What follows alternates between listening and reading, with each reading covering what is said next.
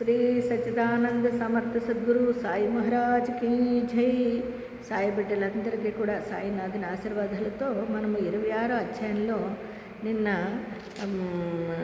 భక్త పంతు గారి గురించి చెప్పుకున్నాం కదండి. ఈవేళ హరిశ్చంద్ర పితలే గారి గురించి చెప్పుకున్నామండి. బొంబాయిలో హరిశ్చంద్ర పితలే అనునతడు ఉండేది. అతనికి మూర్ఛ రోగముతో బాధపడుచున్న కొడుకొకడు గలడు. అతనికి హరిశ్చంద్ర పితలే గారికి ఒక కొడుకున్నాడంటండి. అతనికి మూర్ఛ రోగం వస్తుందంటండి. అతను కొడుకు బాధపడుతూ ఉన్నాడు ఈ మూర్ఛ రోగంతో. ఇంగ్లీష్ మందులు, ఆయుర్వేదం మందులు కూడా వాడాను, కానీ జబ్బు కుదరలేదు ఆయనకి. కావున యోగుల పాదములపై పడి సాధన ఒకటే మిగిలింది. ఇంకా యోగులనే వ్యక్తుల దగ్గరికి వెళ్ళి ఆయన ఆ రోగాన్ని నయం చేయించుకోవాలనుకుంటాడు. కావున యోగుల పాదములపై పడి అనే సాధన ఒకటే మిగిలింది. 15వ అధ్యాయమందు చక్కని కీర్తనలచే దాసగను బాబా కీర్తిని బొంబాయి ప్రెసిడెన్సీలో వెల్లడి చేసినని తెలుసుకుంటుమి.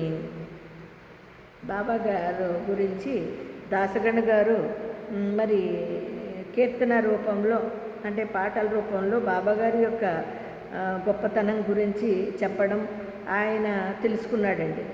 తెలుసుకుని 1910లో పితలే అట్టి కథలు కొన్నిటిని వినేను. 1910లో కొన్ని కథలు విన్నాడంటే బాబాగారు గురించి దాసగణ గారు కీర్తన రూపంలో చెప్పడం విని ఆయన వాని నుండి ఇతరుల చెప్పిన దాని నుండి బాబా తన దృష్టి చేతను స్పర్శ చేతను బాగు కానట్టి జబ్బులను బాగు చేయనని గ్రహించెను. అతను ఏం చేశాడు? బాబాగారు అయితే ఆయన దృష్టి చేత, ఆయన చేతల ద్వారా ఎటువంటి రోగాన్నైనా సరే నయం చేస్తారని తెలుసుకున్నాడంటండి. తెలుసుకుని ఏం చేశాడు? సాయిబాబాను చూచుటకు మనస్సులో కోరిక పుట్టింది ఆయనకి. ఎలాగైనా సరే బాబాగారిని కలవాలి అనే ఒక కోరిక కలిగింది. సర్వవిధముల సన్నాహమై బహుమానములను వెంట తీసుకుని పండ్ల బుట్టలను పట్టుకుని భార్యాబిడ్డలతో షిరిడీ వచ్చాను. ఆయన మొత్తానికి ఎలాగైతేనండి ఆయన బహుమానాలు కొన్ని వెంట తీసుకుని పండ్ల బుట్టలను పట్టుకుని భార్య బిడ్డలతో మొత్తానికి షిరిడీ వచ్చాడండి ఆయన.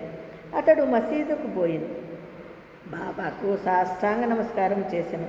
తన రోగి కొడుకును బాబా పాదములపై వేశాను. ఆ కొడుకుని బాబా ఇడుకో నా బిడ్డ అని చెప్పి బాబా గారికి ఆయన పాదాలకి నమస్కరించమంటాడు. బాబా ఆ బిడ్డ వైపు చూడగానే ఒక వింత జరిగింది. బాబా గారు ఆ బిడ్డను తీసుకొస్తాడు. ఆ బిడ్డకి మూర్ఛరోగం వస్తుంది. బాబా ఇదిగో నా బిడ్డ అంటాడు. తీసుకొచ్చిన ఆయన అక్కడ పెడతాడు. కానీ బాబా గారు ఎందుకో ఆ బిడ్డను చూడగానే ఆయనకి చూడండి ఆ బాబా పాదములపై వేచాను. బాబా ఆ బిడ్డను చూడగానే ఒక వింత జరిగింది. పిల్లవాడు వెంటనే కళ్ళు గిరిన తిప్పి చైతన్యము తప్పి నేలపై పడిను. అతను బాబాను చూడగానే ఏం చేశాడంటే గిరిగిర కళ్ళు తిరిగిపోయి కింద పడిపోయాడు. అతని నోట చొంగ కారేది, నొగర కారుతుందంటండి, నోట్లోంచి నొగరు వస్తుందంట. అతని శరీరము చెమటలు పట్టాను. అతని శరీరం కూడా చెమటలు పట్టినాయంట. అతడు చచ్చిన వాని వల్లే పడాను. దీనిని చూచి తల్లిదండ్రులు మిక్కిలి భయపడేది. అటువంటి మూర్ఛలు వచ్చుచుండును కానీ ఈ మూర్ఛ చాలాసేపటి వరకు పోలేదంటండి. అతనికి ఎప్పుడు మూర్ఛ వచ్చేది, కానీ ఈ విధంగా ఎప్పుడు జరగలేదంట. బాబా దగ్గరికి తీసుకొచ్చాడు. ఎందుకు తీసుకొచ్చాడు? ఆ అబ్బాయి రోగాన్ని నయం చేసుకోవాలని తీసుకొచ్చారు పితలే గారు. కానీ ఇలా జరిగింది, ఇదేంటి ఇలా జరిగింది అని బాధపడుతూ ఇప్పటి వరకు అది చాలాసేపు ఉండిపోయిందంటే నా వచ్చిన మూర్ఛ. తల్లి కంటి నీరు వరదలహా పారుతుంది. అయ్యో నా బిడ్డకి ఇలా జరిగిపోయిందే ఏంటి అనేసి ఏడుస్తూ ఉంది. ఆమె ఏడ్చుటకు మొదలెడెను. ఆమె స్థితి దొంగల నుండి తప్పించుకునేవలనని ఒక గృహములోనికి పరిగెత్తగా అది తన నెత్తిపై పడినట్లు పులికి భయపడి పారిపోయి కసాయివాని చేతిలో పడిన ఆవువలే ఎండచే బాధపడి చెట్టు నీడకు పోగా నది బాటసారిపై పడినట్లు లేదా భక్తుడు దేవాలయమునకు పోగా అది వానిపై కూలినట్లు ఉండేది. చూడండి, ఇన్ని రకాలుగా ఆ తల్లి మనస్సు ఇదేంట్రా బాబు, నేనేదో బాబాగారి దగ్గరికి వచ్చి మా అబ్బాయి మూర్ఛరోగాన్ని నయం చేసుకోవాలని వస్తే ఇదేంటిది ఉన్నట్టుండి నా కొడుకు మరీ విపరీతంగా ఇలాగ అయిపోయాడు, ఎక్కువైపోయింది ఏంటి అని చెప్పి ఇన్ని రకాలుగా చింతిస్తుందంటండి ఆ తల్లి. ఆమె ఇటు లేచుచుండగా బాబా ఆమెను ఇటులో ఓదార్చెను. బాబాగారు చూడండి, ఇటులు ఏడవలదు, కొంతసేపు ఆగుము, నువ్వెందుకు అంతలా ఏడుస్తున్నావు, కొంతసేపు ఆగమ్మా. మరి చూడండి, విశ్వాసం ఉండాలండి, నమ్మకంతో. ఆ తల్లి ఆతృత ఆ తల్లిది, ఎందుకంటే బిడ్డ కదా, మరి కన్న బిడ్డ. భగవంతుడి దగ్గరికి వచ్చాము, ఆయన చూస్తారు, కానీ ఆ తల్లి మనసు ఆగక ఆ బిడ్డ కోసం తప్పిస్తూ వేడవడం ప్రారంభించడము. బాబాగారు ఏమంటున్నారు, నువ్వు వేడవకు తల్లి, ఆగు, అలా చూడు, ఇటు లేడవలదు, కొంతసేపు ఆగుము, ఓపికతో నుండుము, కుర్రవాణిని బసకు తీసుకుని పొమ్ము. మీరు బస్ చేసిన చోట, మీరు దిగిన చోటుకి తీసుకుని వెళ్ళండి, ఏం బాధపడకు అని ఓపికతో ఉండు అని చెప్తారండి. అయితే అరగంటలో వానికి చైతన్యము వచ్చును, నువ్వు మీ బస్సుకు తీసుకెళ్ళి అక్కడ పడుకోబెట్టండి, అతనికి కాసేపు ఆగిన తర్వాత చైతన్యం వస్తుంది, మెలుకుంటాడు. బాబా చెప్పిన ప్రకారముగా వారు నెరవేర్చిరి.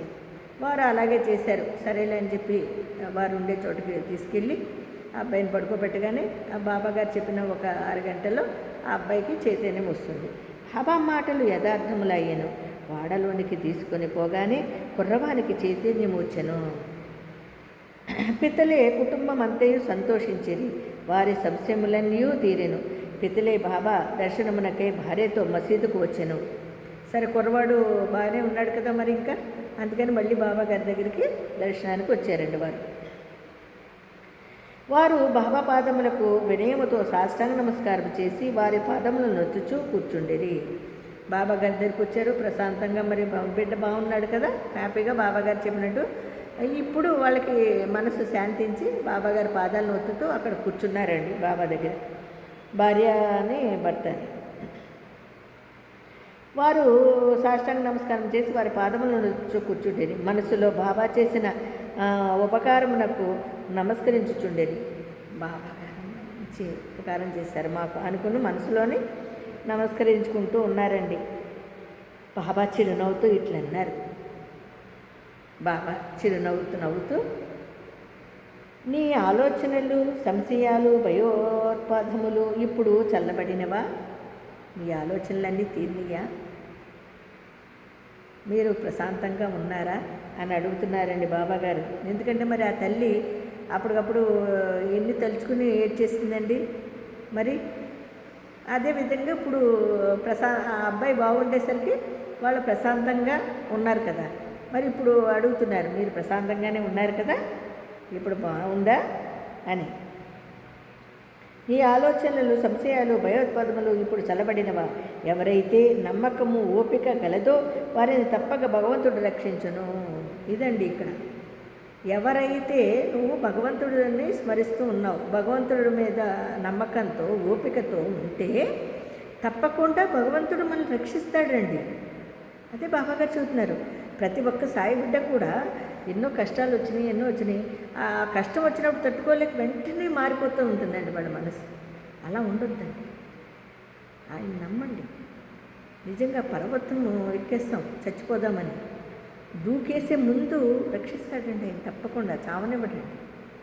అదేవిధంగా ఈ ఏళ్ళకు కూడా ఆయన చెప్తున్నాడండి. అదే శ్రద్ధ సబూరి అంటే మనము ఓపికతో ఉండాలండి, నమ్మకంతో, అంటే ఓర్పుతో, విశ్వాసంతో, శ్రద్ధ సబూరి. మరి అది లేకపోతే ఎలాగా? వారిని తప్పక భగవంతుడు రక్షించును.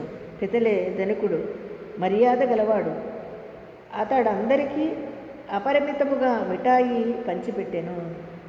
అప్పుడు ఆయన ఏం చేశాడండి? ఆయన చాలా మంచివాడు పాపం. ఈ ఆనందంతో ఆయన అందరికీ కూడా మిఠాయిలు పంచాడంటండి. బాబాకు చక్కని పండ్లను తాంబూలం ఇచ్చాను. ఆయన పండ్లు అన్నీ తీసుకొచ్చాడు కదండి, బహుమానాలు, స్వీట్లు అన్నీ తీసుకొచ్చాడు. అప్పుడు ఎప్పుడైతే ఈ ఆనందం వచ్చిందో ఆయనకి, వాళ్ళ బిడ్డ ఆరోగ్యంగా ఉన్నాడో, ఈయనకి ఉత్సాహం వచ్చి అప్పుడు అందరికీ మిఠాయిలు పంచి బాబాగారు కూడా తెచ్చిన పళ్ళని సమర్పించుకుంటూ అతనందరికీ అపరిమిత మిఠాయిలను పంచిపెట్టెను. బాబాకు చక్కని పండ్లను తాంబూలమును ఇచ్చెను.